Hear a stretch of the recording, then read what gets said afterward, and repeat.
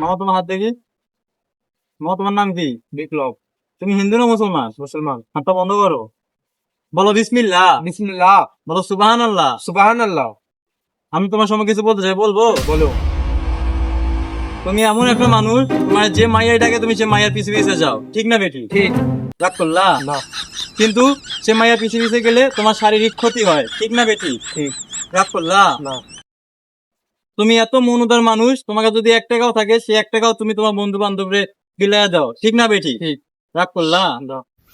তুমি, তোমার কাছে যখন আরো টাকা থাকে তখন তোমার পরিবার, আত্মীয় স্বজন, বন্ধু বান্ধব সবাই খবর নেয়, ঠিক না বেশি? ঠিক। রাগ করলা?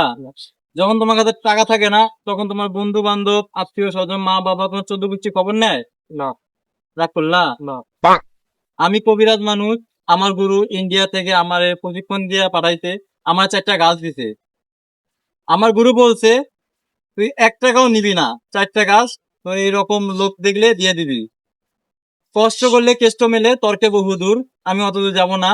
আমার গুরু বলছে গাছটা সম্পূর্ণ বিনামূল্যে দিয়ে দিতে।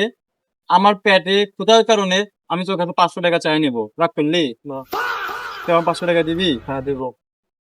থাক, তোর কথা শুনে আমার মনটা অনেক ভরে গেল। তো 500 টাকা দেওয়া লাগবে না, গাছটা আমি তোরে ফ্রিতে দিয়ে দেবো। তুই গাছটা নিবি? হ্যাঁ। রাগ করলি? না। फिर ठीक है मेरिया ठीक दे पैसा मिला रज के काम काटी